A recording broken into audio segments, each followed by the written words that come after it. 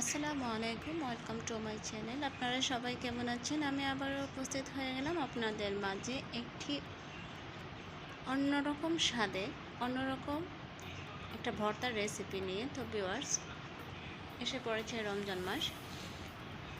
প্রায় দিনই আমরা অনেক রকমেরই ইফতার খেয়ে থাকি। তো অনেক সময় ইচ্ছে হয় যে সাদা ভাত দিয়ে, শাক দিয়ে বা ভর্তা দিয়ে ইফতারটা করি। তো সেজন্যই আমি আপনাদের সামনে নিয়ে এসলাম রমজানের স্পেশাল সরিষার শাক দিয়ে টাকি মাছের ভর্তা। যদি আমার এই রেসিপিটা আপনাদের কাছে ভালো লেগে থাকে তাহলে অবশ্যই লাইক, কমেন্ট, শেয়ার করবেন এবং পাশাপাশি আমাদেরকে সাপোর্ট করবেন। এই সরিষার শাক দিয়ে টাকি মাছের ভর্তা দেখতে যেমন, খেতে তার চেয়ে তো বেশি মজাদার। ভিউয়ার্স, আপনারা ট্রাই করে দেখতে পারেন, 100% আপনাদের ভালো লাগবে। তো এখানে আমি 4 থেকে 5টা টাকি মাছ নিয়েছি। এভাবে মাছের কাঁটাটা ফেলে নিয়েছি। আর নিয়েছি এক আটা এই সরিষার শাক, ভালো করে কুচি করে, যত মিহি করতে পারবেন ততই আপনাদের দেখতে ভালো লাগবে। তো ভিউয়ার্স, চুলায় চলে আসলাম। চুলায় একটি কড়াই বসিয়ে দিয়েছি। তার মধ্যে আমি 3 টেবিল চামচ পরিমাণ 3 থেকে 4 টেবিল চামচ পরিমাণ সরিষার তেল দিয়ে দিচ্ছি। আপনারা অবশ্যই সরিষার তেল দিয়ে এই সরিষার শাকের ভর্তাটা রেডি করবেন। তো তেলটা গরম হয়ে এসেছে। এর মধ্যে আমি দিয়ে দেব 3 থেকে 4টা এই শুকনো মরিচ দিলে কী হয় যে শুকনো মরিচের ফ্লেভারটা ভর্তার স্বাদটা আরও দ্বিগুণ বাড়িয়ে তোলে। আপনারা বাসায় শুকনো মরিচ থাকলে শুকনো মরিচ দিতে পারেন, তা না হলে স্কিপ করতে পারেন। এটা আপনাদের সম্পূর্ণ আপনাদের রুচিসম্মত। আর দিয়ে দিলাম একটা রসুন কুচি, আর দিয়ে দিচ্ছি 2টা পেঁয়াজ কুচি। দিয়ে পেঁয়াজ এবং রসুন আমি একটু নেড়ে চেড়ে কষিয়ে নিচ্ছি। এখানে দিয়ে দিলাম আমি 1/4 টিস্পুন আদা বাটা।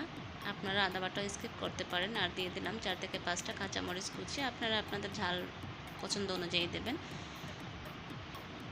কিন্তু আমি একটু ঝাল বেশি দেব, যেহেতু সারাদিনই রোজা রেখে মুখটা তেতো হয়ে যায়, তো ঝাল খেলে ভালো লাগে, তাই ঝালের পরিমাণটা আমি একটু বেশি দিয়েছি। আর দিয়ে দিলাম স্বাদ মতো লবণ।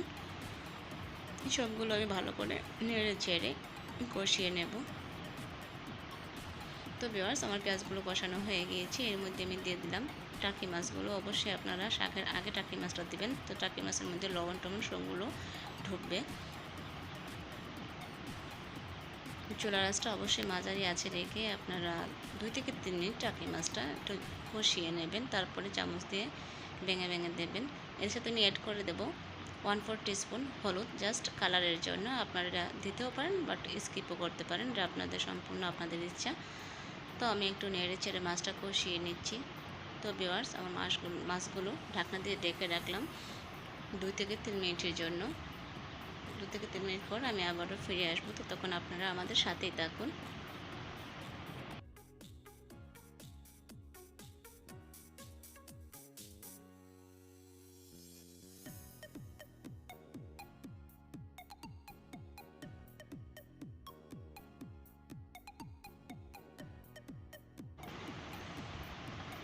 তো ভিউয়ার্স, ফিরে এলাম 3 মিনিট পর।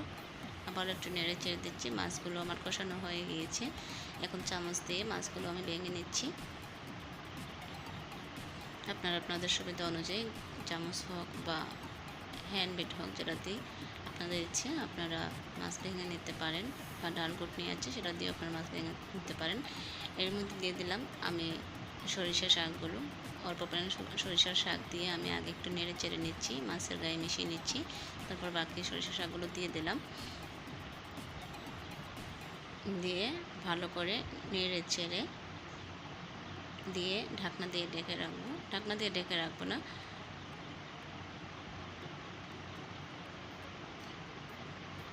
যেহেতু শাক তাড়াতাড়ি সিদ্ধ হয়ে যাবে। আর যেহেতু সরিষা শাক সবুজ, তাই সবুজ রাখার জন্য আমি ঢাকনা দিয়ে রাখবো না। এভাবে এই চুলার আঁচটা মাঝারি আঁচ থেকে একটু কমিয়ে লো ফ্লেমে রেখে আমি শাকটা জাল করে নেব। শাক এবং মাছটা জাল করে নিচ্ছি ভিউয়ার্স। আর 2 মিনিট পর পর আপনারা একটু নেড়ে ছেড়ে দেবেন, যতক্ষণ না শাকটা সিদ্ধ হচ্ছে। তো শাকের পানি ছেড়ে দিয়েছি ভিউয়ার্স। আমি পানিগুলো জাস্টলি শুকিয়ে যাওয়ার আগ মুহূর্ত পর্যন্ত আমি এই শাকটা জাল করে নেব। তো এভাবে 2 মিনিট পর পরই আপনারা অবশ্যই নেড়ে চেড়ে রাখবেন, অপাস অপাস করে দেবেন। ঢাকনা দিয়ে ডাকবেন না, তা না হলে শাকের কালারটা চেঞ্জ হয়ে আসবে। তো ভিউয়ার্স দেখেন পানিগুলো শুকিয়ে গিয়েছে। আমারও সরিষা শাকের টাকি মাছের ভর্তার রেসিপি অলরেডি কমপ্লিট। দেখবেন ট্রাই করে, খেতে অসম্ভব মজার, বিশেষ করে ইফতারের সময়। তো আমার এই রেসিপিটা যদি আপনাদের কাছে ভালো লেগে থাকে তাহলে অবশ্যই like, comment, share and subscribe করবেন। ধন্যবাদ। আবারও দেখা হবে অন্য কোনো রেসিপিতে।